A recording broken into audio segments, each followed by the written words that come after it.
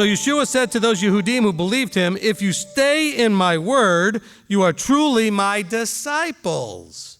You're my Talmudim. So how do you get to be a disciple? You stay in your teacher's instructions. If you stay in my word, you are truly my students, my taught ones. And you shall know the truth, and the truth shall make you free. People love that verse, but they don't understand it at all. Now let's understand the context of it is the first part of it in that previous verse.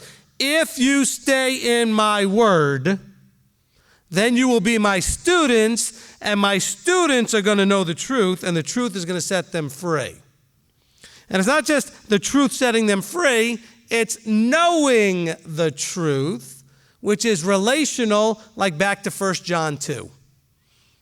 Because remember, what is the truth? Yeshua, the Torah, the Word. So it says here, and you shall know the truth. Right? Look what has happened here. He says, those who heard him speaking, some of them believed him. They believed in him. They believed what he was saying. They believed in who he was and who he is. And so he's saying they're now developing a knowing relationship with the truth. Yeshua is the truth. So he's saying look, now as you go through this process, if you stay in my word, if you heard it and got excited, if you stay in my word, remember we read the sower of the seed parable? The ones who didn't stay in, the ones who got huffed and puffed and blown, and they got blown the roots that were no roots and then right out there? Or the cares of the world choked them out or whatever it was?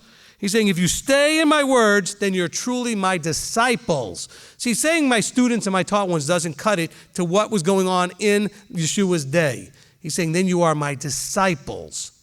You're trying to become like me so that I can have you be like my Father. Whoever's doing the discipling wants you to become like them to then have you become like whoever discipled them. This is critical. So as we're going through this now, he says, we're dealing with this thing called the truth. If you don't have your lexicon correct, you're not going to understand anything that you're reading here in Scripture. You have to have a really set lexicon. So when we hear the word truth, we know we're also hearing word, Torah, Yeshua, etc. So he says, look, if you stay in my word and you are truly, then you are my disciples. In other words, one's trying to be like me, not just students trying to learn from me like in school, but one's trying to become like me. And you shall know the truth. You'll have a relationship, a knowing relationship with the truth, the word, the Torah with me.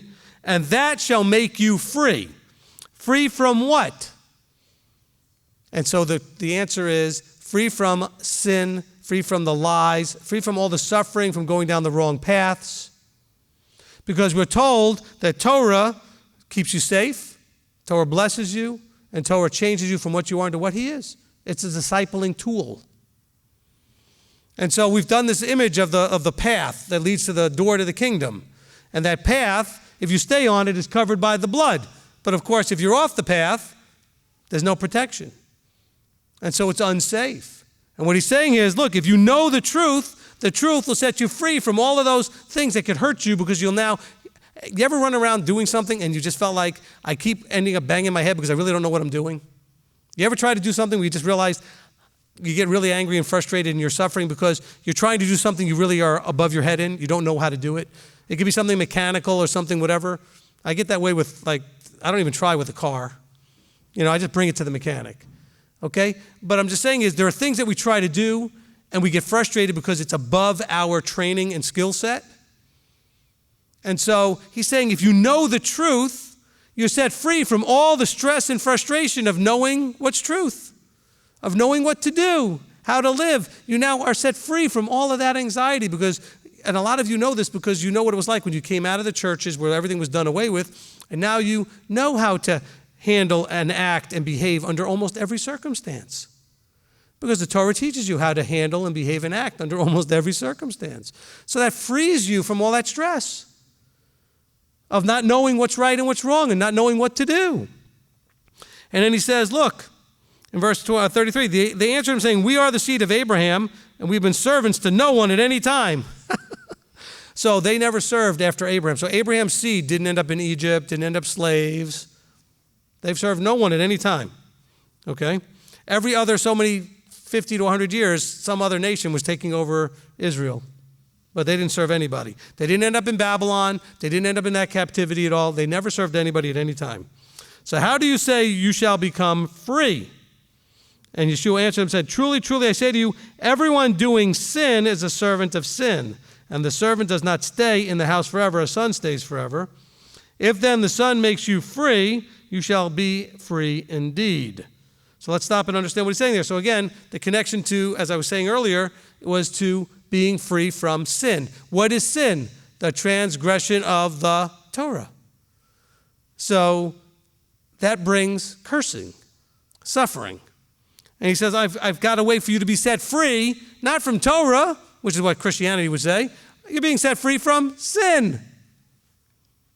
Just like I remember I read you through Romans and we talked about the law of sin and death versus the law of Torah.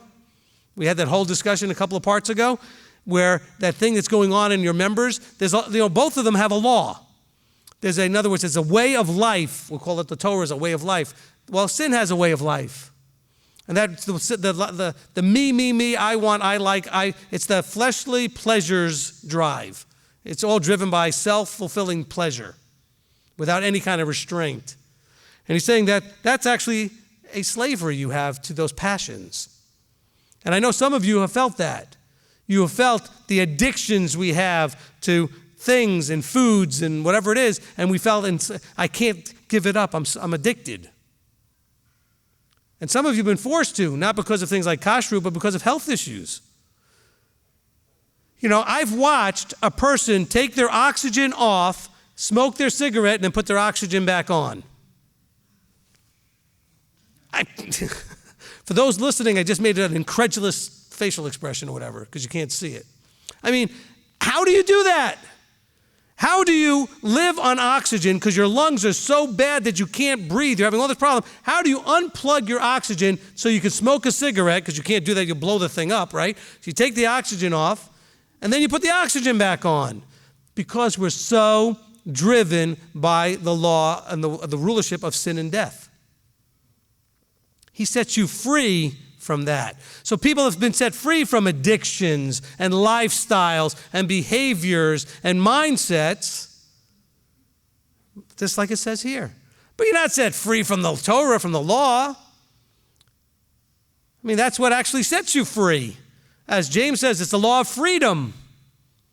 And, we read that in James. He says, those who have looked into the perfect law of freedom. Got to remember what you're being set free from. Be set free from sin, because you are a slave to sin. We're told you're a slave to whichever master you serve, whether it's sin or Torah. Whether you're serving the law of and by the way, sin doesn't mean you're serving the enemy. It means you're serving yourself most of the time. I like, I want, I.